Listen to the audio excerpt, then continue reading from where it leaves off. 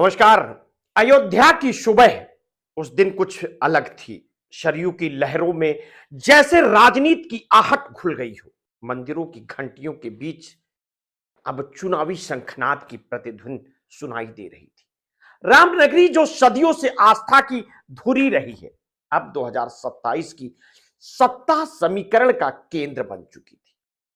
यही वो भूमि है जहां से भारतीय जनता पार्टी ने एक बार फिर यह संदेश दिया कि योगी आदित्यनाथ का राजनीतिक अध्याय खत्म होने वाला नहीं है, बल्कि उसका अगला और निर्णायक अध्याय लिखे जाने की तैयारी शुरू हो चुकी है। राम मंदिर निर्माण के बाद अयोध्या भाजपा के लिए केवल धार्मिक गौरव का प्रतीक नहीं, बल्कि वो राजनीतिक आत्मविश्वास का अस्थायी आधार बन चुकी है। जब प्रदेश अध्यक्ष पंकज चौधरी वहां पहुंचे तो वो केवल एक संगठनात्मक दौरा नहीं था, बल्कि सत्ता की उस कहानी की प्रस्तावना थी जिसे भाजपा में मिशन 2027 कह रही है। कार्यकर्ता का उत्साह, नेताओं की सक्रियता और रणनीतिक बैठकों की गहमा गहमी ये साफ संकेत दे रही है। ये लड़ाई साधारण नहीं है, ये लड़ाई विरासत, विचारधारा और सत्ता की निरंतरता की है।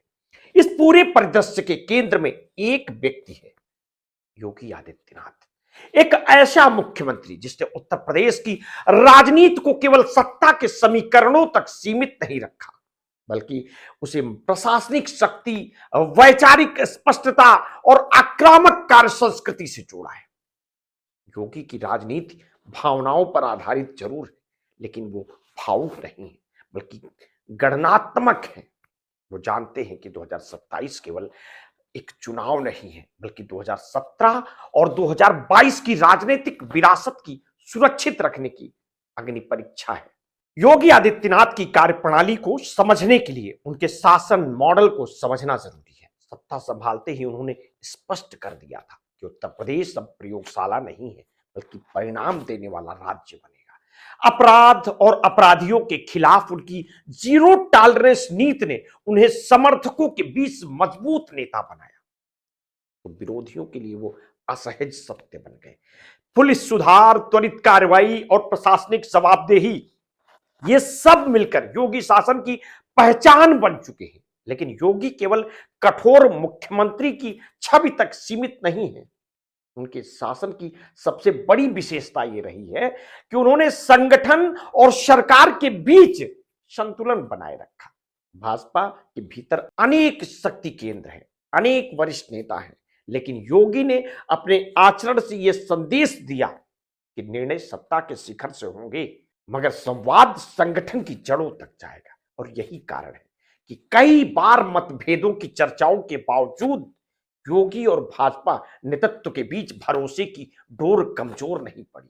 मिशन 2027 की तैयारियां जोरों पर है। योगी की सोच बहुआयामी है। वो जानते हैं कि उत्तर प्रदेश की राजनीति केवल हिंदुत्व या कानून व्यवस्था के मुद्दों से नहीं जीती जा सकती। जातीय संतुलन, क्षेत्रीय आकांक्षाएं, युवाओं का भविष्य, किसानों की चिंता, हर पहलू पर उनकी नजर रहती है।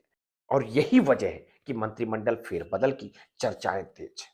ये फेरबदल केवल चेहरों का बदलाव नहीं होगा, बल्कि राजनीतिक संदेश का पुनर्योजन होगा।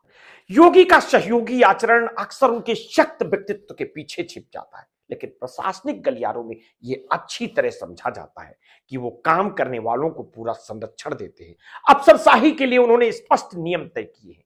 काम करो, परिणाम दो, राजनीति से दूर रहो। और यही कारण है कि उनके कार्यकाल में कई अधिकारी खुलकर फैसले लेते दिखते हैं। वही जो ढिलाई या भ्रष्टाचार में लिप्त पाए गए, उनके खिलाफ सख्त कार्रवाई भी उतनी ही कठोर रूप से हुई है। 2027 की रणनीति में अयोध्या का चयन कोई संयोग नहीं है, ये एक सोची समझी रणनीति चाल है।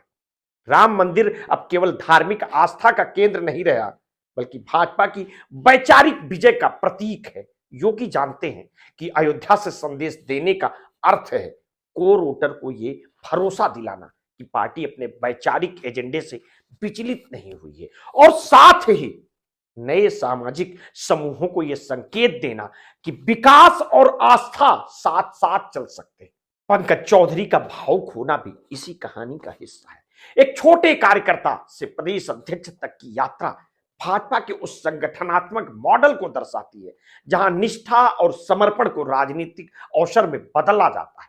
योगी इस मॉडल को समझते हैं और उसका उपयोग भी। उन्हें पता है कि 2027 की जीत केवल चेहरों से नहीं बल्कि कार्यकर्ताओं के जुनून से तय होगी। अवध की 86 विधानसभा सीटों पर मंथन, 14 जिलों की समीक्षा और 63 विधायकों व 7 मंत्रियों की मौजूदगी ये सब दर्शाता है कि भाजपा इस बार पहले से कहीं अधिक सूक्ष्म रणनीति पर काम कर रही है। योगी की सोच यहां स्पष्ट दिखती है। हर सीट अलग है, हर क्षेत्र की राजनीति अलग है और हर उम्मीदवार की सामाजिक स्वीकार्यता भी अलग है। वन साइज फिट्स ऑल की राजनीति अब काम नहीं आने वाली है। दिल्ली में योगी की मुलाकातें, प्रधानमंत्री नरेंद्र मोदी और जेपी नड्डा के साथ संवाद, ये सब केवल औपचारिक मुलाकातें नहीं थी, ये उस बड़े राजनीतिक ड्राफ्ट का हिस्सा है जिसमें 2027 का पूरा खाका तैयार किया गया है।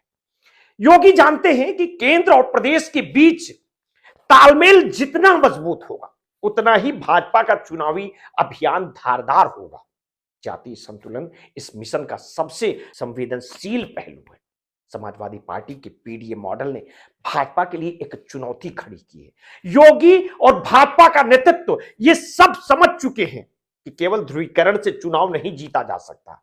ब्राह्मणों को साधना, ठाकुर वोट बैंक को सुरक्षित रखना, ओबीसी और एससी एसटी को साथ लाना, यह संतुलन साधना आसान नहीं है, लेकिन योगी की राजनीति यही परीक्षा देती है। योगी की खासियत यह रही है कि वो सामाजिक समीकरणों को केवल आंकड़ों में नहीं देखते हैं बल्कि राजनीतिक मनोविज्ञान के रूप में समझते हैं। वे जानते हैं कि सम्मान, प्रतिनिधित्व और सुरक्षा ये 3 तत्व हैं जो किसी भी सामाजिक समूह को राजनीतिक रूप से जोड़ते हैं। उनकी सरकार ने कई फैसले इसी सोच के तहत लिए, चाहे वो नियुक्तियों का मामला हो या योजनाओं का वितरण हो। मिशन 2027 केवल सत्ता में लौटने का नहीं है बल्कि योगी आदित्यनाथ के लिए ये अपने शासन मॉडल की वैधता साबित करने का अवसर है। 2017 में वो प्रयोग थे, 2022 में वे स्वीकार्यता बने और 2027 में वो स्थायित्व की परीक्षा देंगे। अगर वो इस परीक्षा में सफल होते हैं तो उत्तर प्रदेश की राजनीति में उनका कद केवल मुख्यमंत्री तक सीमित नहीं रहेगा। योगी की सोच दीर्घकालिक है। वो जानते हैं कि सत्ता क्षणिक हो सकती है लेकिन प्रभाव अस्थायी होता है और यही कारण है कि उनकी राजनीति में प्रतीकों, निर्णयों और संदेशों का गहरा तालमेल दिखता है। अयोध्या से बिल्कुल फूकना, संगठन को सक्रिय करना, सरकार में संभावित बदलाव, जाति समीकरणों का पुनर्संतुलन, ये सब कदम उसी दीर्घकालिक सोच के हिस्से हैं।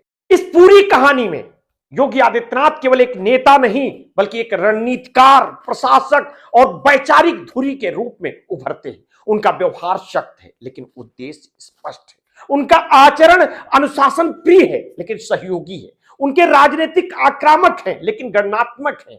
मिशन 2027 फतेह का यह यात्रा अभी शुरू हुई है। अयोध्या उसकी प्रस्तावना है, संगठन उसकी रीढ़ है, सरकार उसका हथियार है और योगी आदित्यनाथ उसका चेहरा है।